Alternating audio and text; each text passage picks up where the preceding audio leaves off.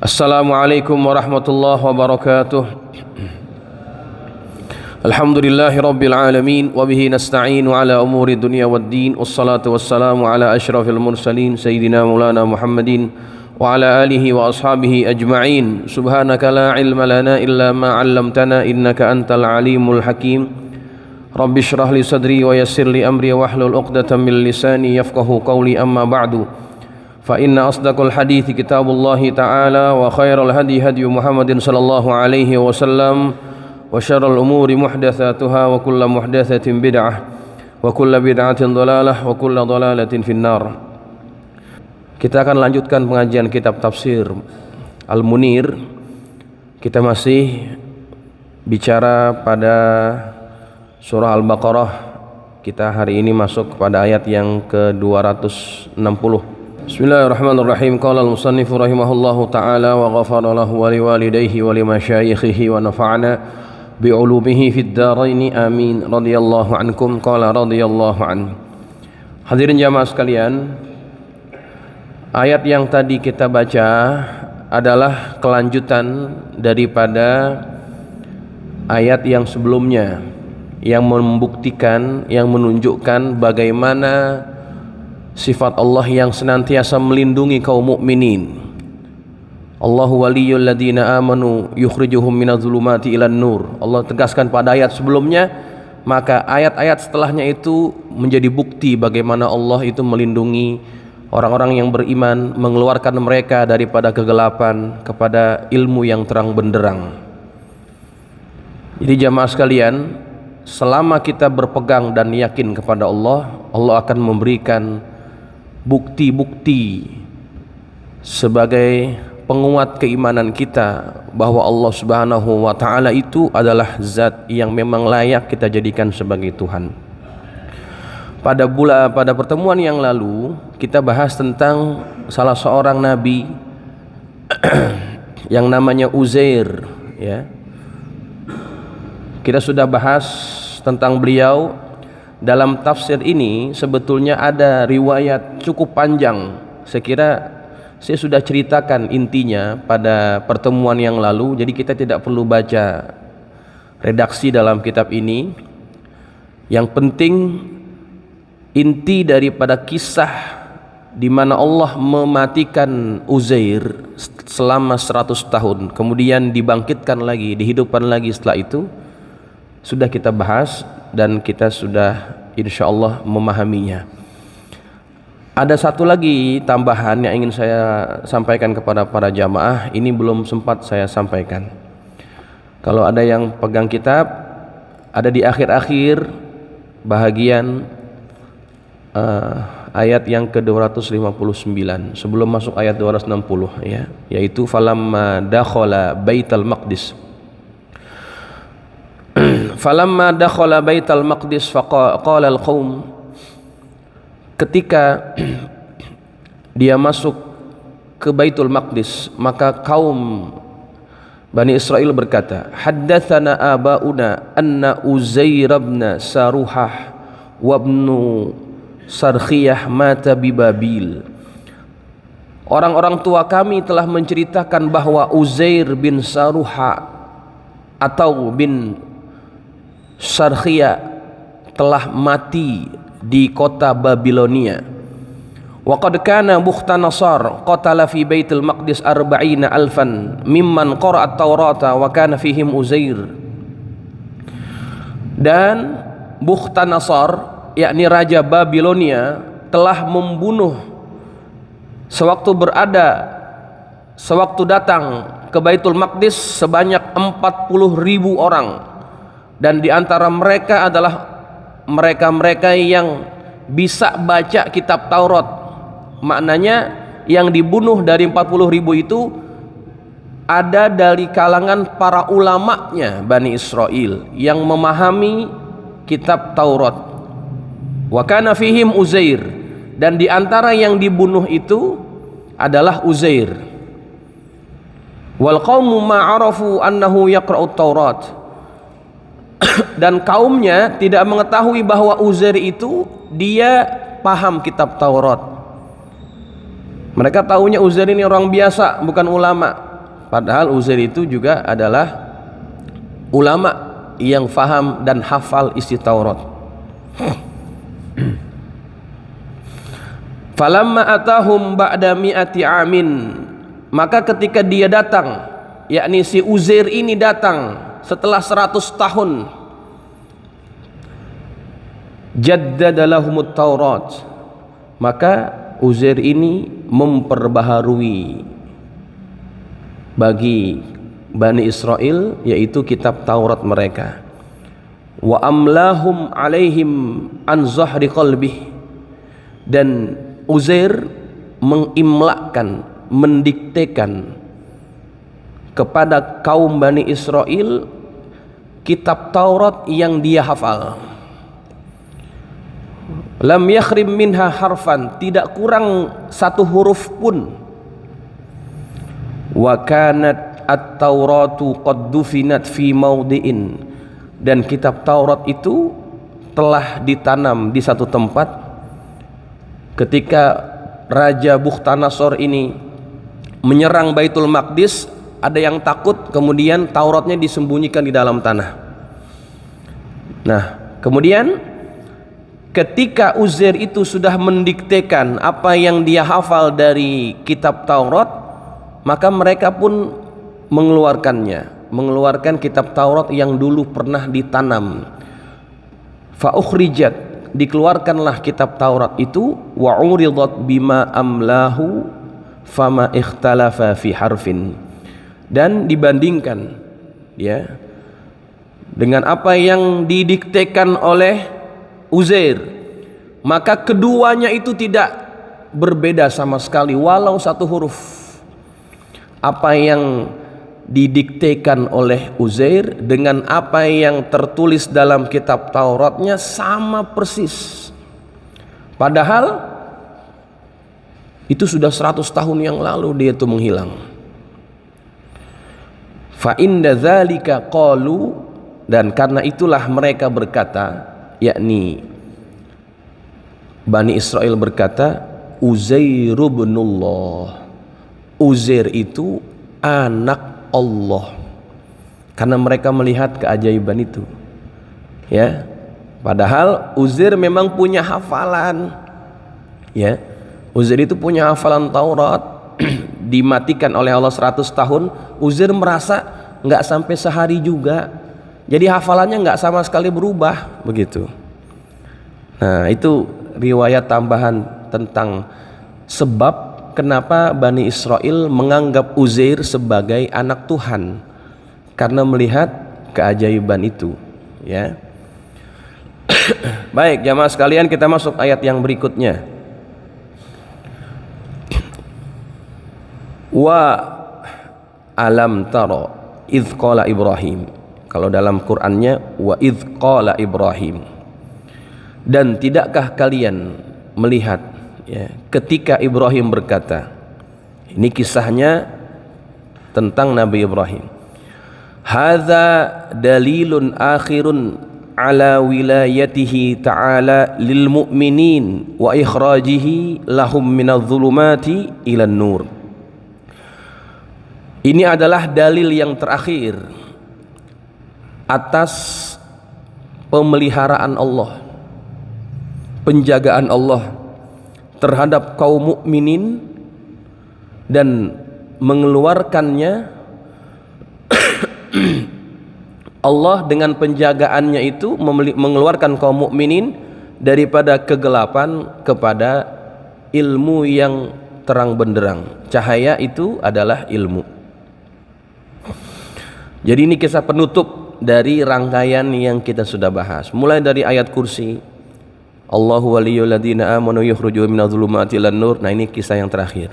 Nah, ini ajaib lagi nih kisah. Rabbi arini kaifa tuhyil mauta. Wahai Tuhanku, perlihatkanlah kepadaku bagaimana engkau menghidupkan orang mati. Qala al-Hasan wa ad-Dhahhak wa Qatadah wa Atha wa Ibnu Juraij. Al-Hasan, ad-Dhahhak, Qatadah, Atha dan Ibnu Juraij berkata, innahu ra'a jifatan matruhatan fi syattin nahar. Jadi ada satu riwayat yang melatar belakangi Nabi Ibrahim ngomong begitu sama Allah. Ya Allah, tunjukkan kepada saya bagaimana engkau menghidupkan orang mati. Ada peristiwa yang melatar belakanginya, yaitu Ibrahim dia melihat ada satu bangkai yang tergeletak di pinggir sungai. Fa idza maddal bahra akala minha dawabul bahri. Ketika airnya pasang, kan tenggelam tuh bangkainya yang di pinggir sungai.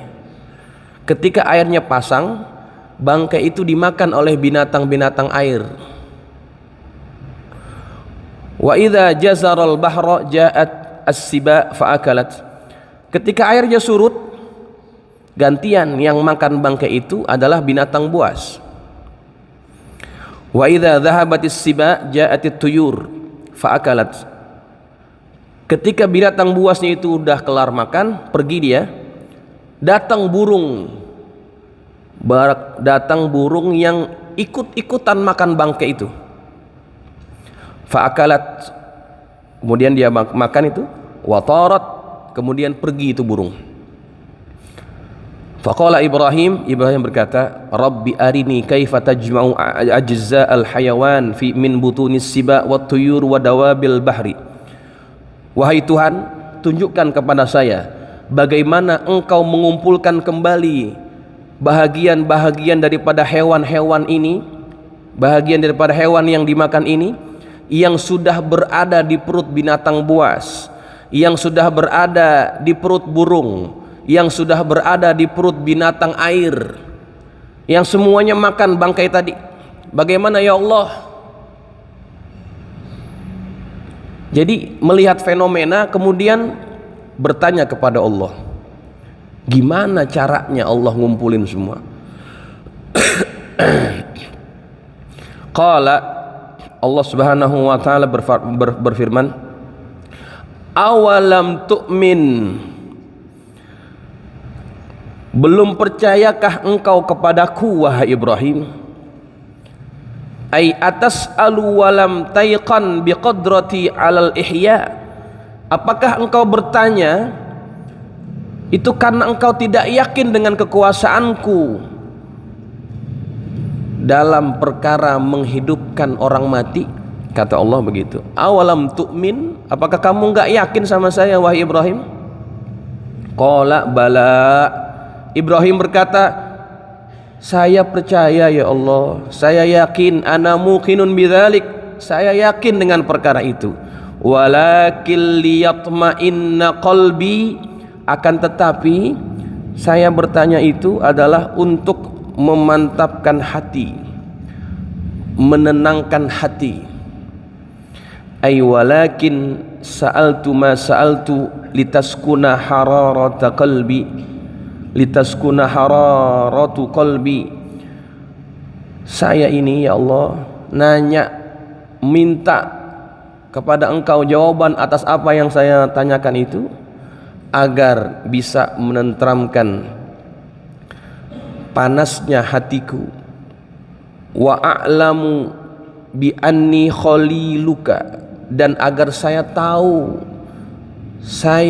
bahwa saya itu betul-betul kekasihmu, mustajabud da'wah, yang senantiasa dikabulkan setiap permintaannya, wal matlub minas su'al an yasiral ilma bil istidlali daruriyan, dan yang diminta, yang dimohonkan dari pertanyaan itu adalah agar pengetahuan yang ada pada saya diperkuat dengan dalil.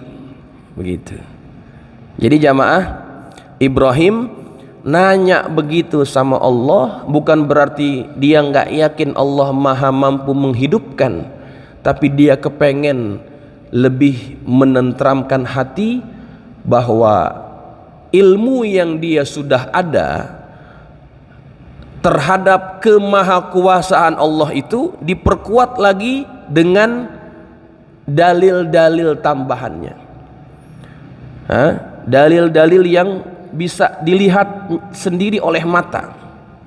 Karena level keyakinan itu, Pak, ada beberapa tingkatan.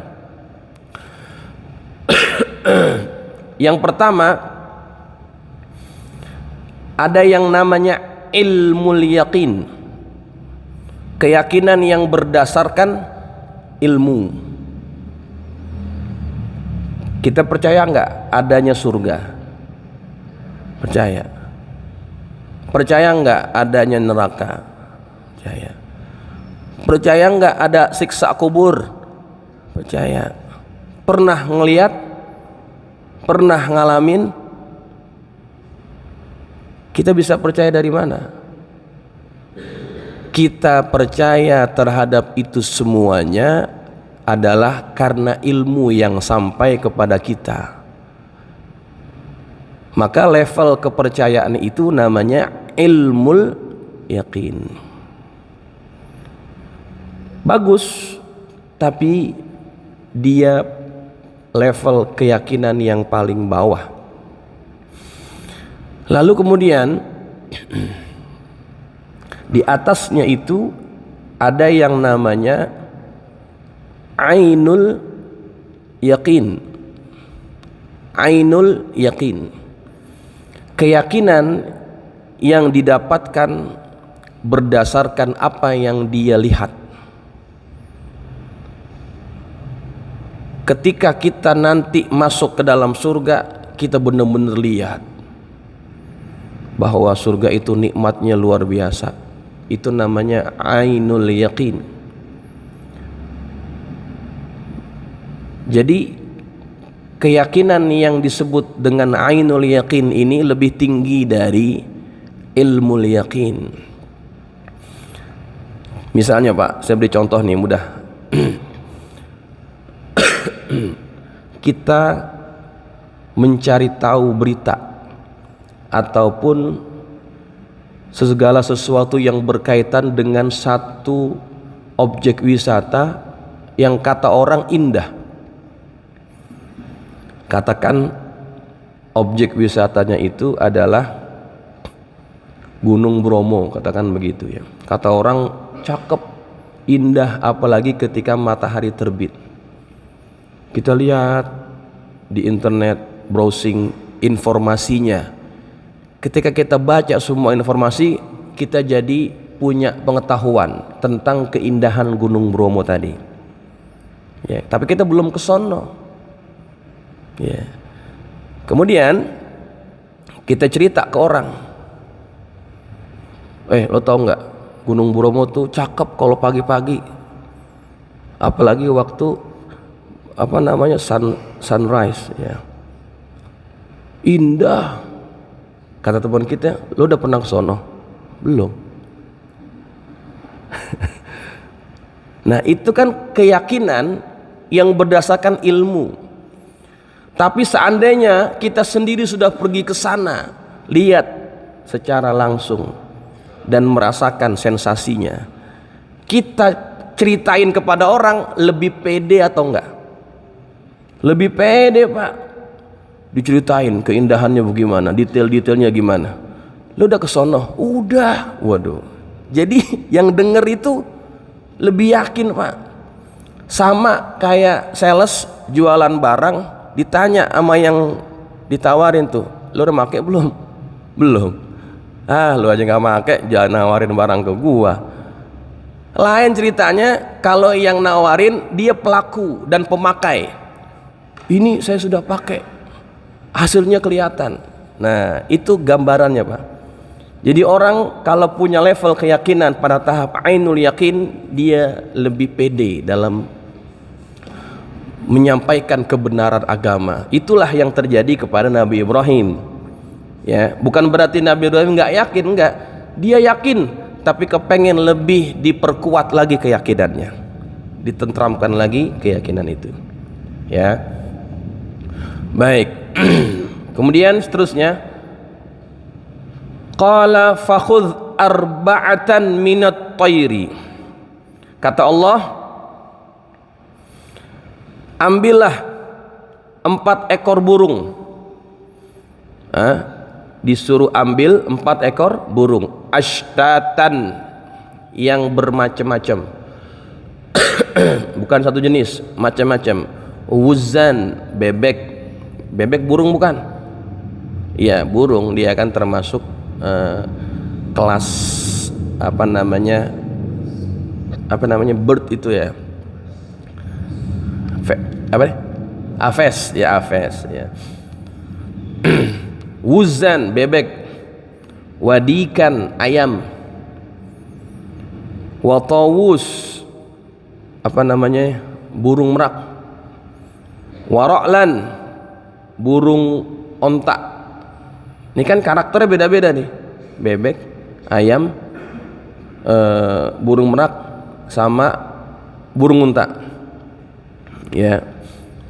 Ra'lan itu wa huwa farfun ni'am ya. Kama akhrajahu Ibnu Abi Hatim an Ibni Abbasin min tariqi ad-Dhahhak au Tawus.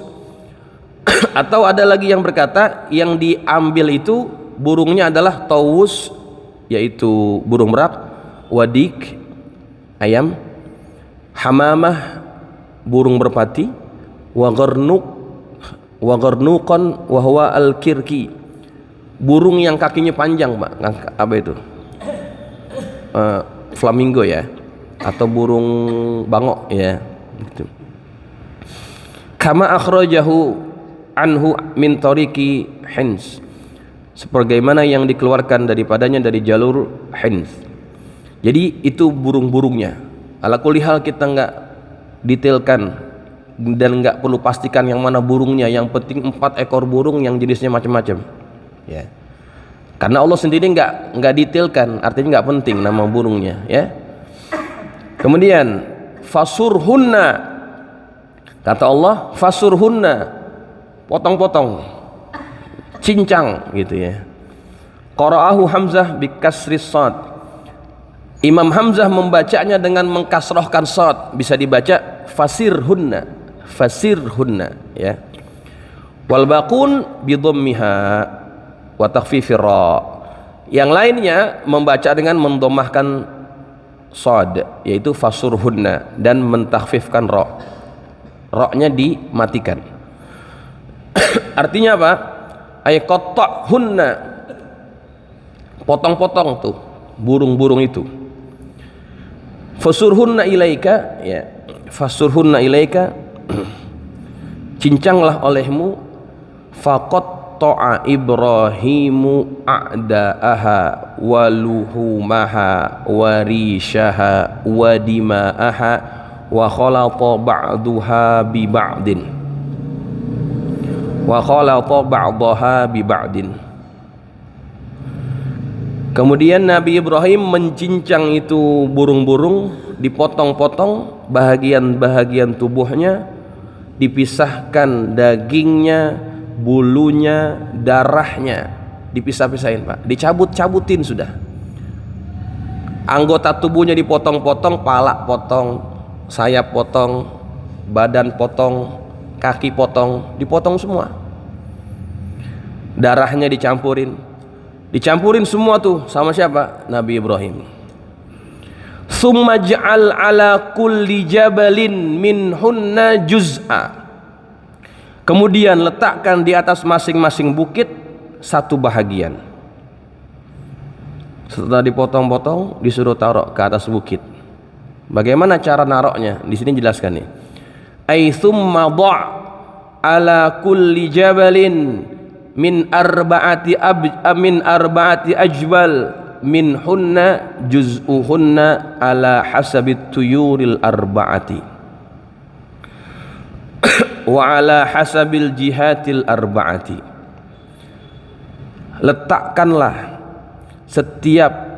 Letakkanlah pada setiap bukit atau gunung dari 4 buah gunung, yaitu bahagian masing-masing berdasarkan burung-burungnya. Jadi caranya bagaimana tuh? Jadi begini, Pak, ada bahagian kepala ditaruh di satu bukit, kepala semua, pala bebek, pala ayam, pala burung merak, pala burung onta, ditaruh di atas bukit. Bukit yang satu, gunung yang satu, semua sayapnya yang tadi itu dikumpulin di situ. Badannya di gunung yang satu, kakinya di gunung yang satu, misah-misah berdasarkan burung-burung tadi itu. Jadi setelah diletakkan di masing-masing tempat apa yang Allah perintahkan, summa du'uhunna, kemudian panggillah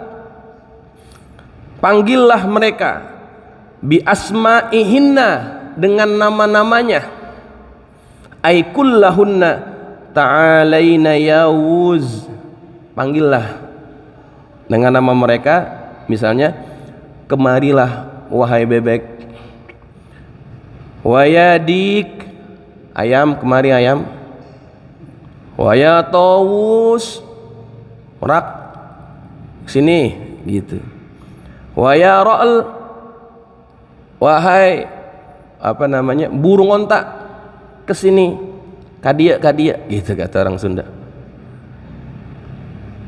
Biiznillah, disebutin tuh, biiznillah, dengan izin Allah. Bebek, ayam, merak, burung onta, sini dengan izin Allah. Ya'tinaka sa'ya, maka mereka datang kepadamu sa'ya. Sa'ya itu apa sa'ya?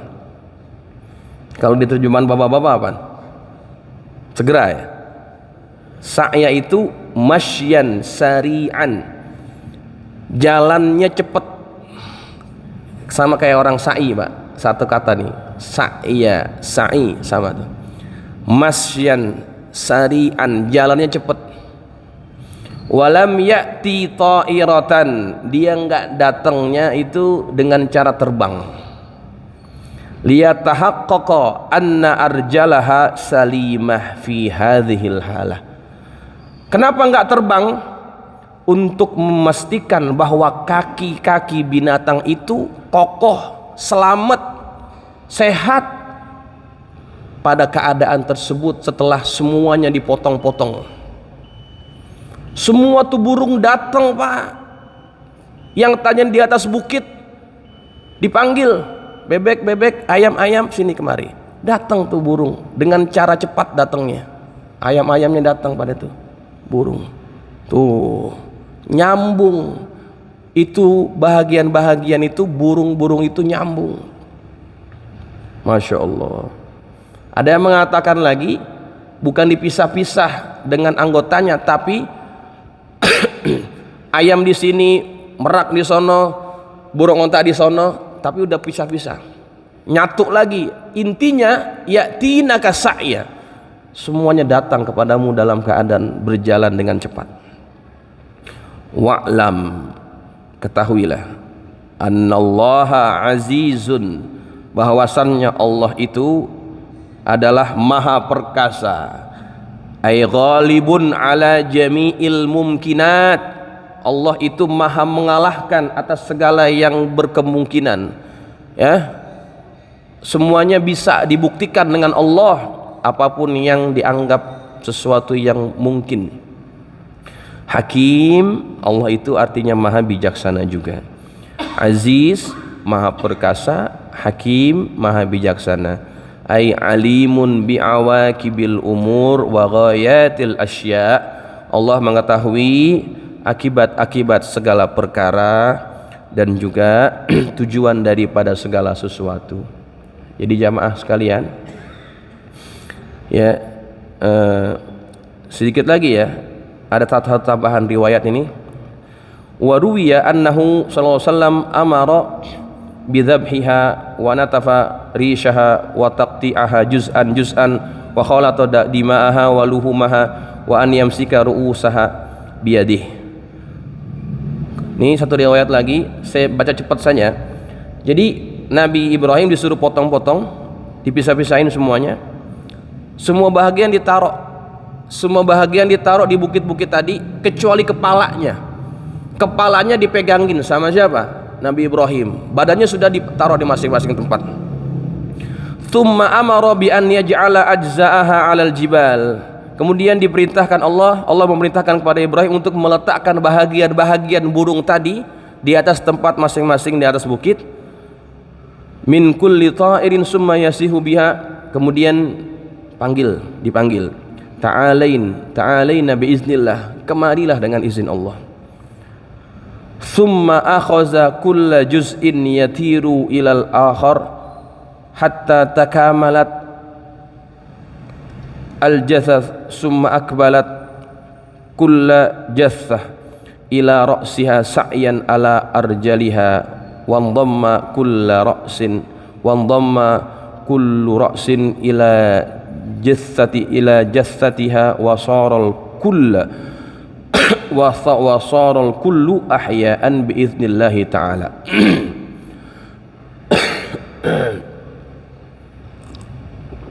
Kemudian ketika Nabi Ibrahim itu panggil semuanya, itu bahagian-bahagian tubuh yang sudah terpotong-potong masing-masing menyatu, kemudian nyamperin palanya, kemudian ketika sudah nyamperin, nyambung lagi tuh sama palanya. Ini satu riwayat yang lain, nyambung lagi dengan palanya, hidup. Ya, Nabi Ibrahim melihat itu. Nah, jamaah sekalian, Allah mampu buat itu semuanya. Maka kalau ada yang masih kagum sama dukun, dia salah kagum. Dukun bisa bikin apa misalnya? Bisa bikin ini ajaib dah kita kira. Ya, bagi Allah mah kecil. Gitu-gituan tuh, kecil. Apalagi sampai bisa gandain duit. Kagum kita, ya Allah, begitu mah enteng bagi Allah. Yang ini aja yang dipotong-potong bisa nyambung lagi. Makanya nggak boleh kagum kepada makhluk, salah tempat kalau kagum kepada makhluk gitu. Maka kita mesti kagum hanya kepada Allah Subhanahu wa taala. Karena yang maha kuasa, yang maha aziz adalah Allah Subhanahu wa taala, maha perkasa. Ya, ayat ini diceritakan oleh Allah dalam surah Al-Baqarah ini agar kita punya level keimanan, keyakinan kepada Allah berada pada level tertinggi. Nggak perlu ragu, nggak perlu syak kepada Allah Subhanahu wa taala atas segala kemampuan yang Allah miliki, yang Allah bisa buat apa saja kepada kita. Hatta yang menurut kita mustahil, bagi Allah itu mungkin. Bagi Allah semuanya nggak ada yang mustahil, semuanya mungkin, nggak ada yang mustahil. Yang mustahil itu bagi kita, makhluknya. Ya, jamaah sekalian, inilah yang kita bisa bahas pada kesempatan taklim hari ini.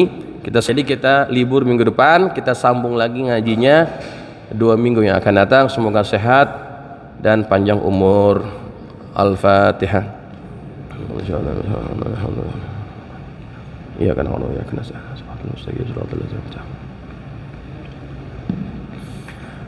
Bismillahirrahmanirrahim. Alhamdulillahirabbil alamin. Allahumma shalli ala sayyidina Muhammadin wa ala ali sayyidina Muhammad. Allahumma anfa'na bima 'allamtana wa 'allimna ma yanfa'una. Allahumma zidna wa la tanqusna wa akrimna wa la tuhinna wa atina wa la tahrimna wa athirna wa la tu'thir alaina wa ardina warda 'anna. Allahumma inna nas'aluka bihaqqi Fatimata wa abiha wa ba'liha wa baniha iftah alaina wa ala auladina wa talamidina futuhal 'arifin faqihna wa iyyahum fid din warzuqna kamalal ikhlasi wal yaqin.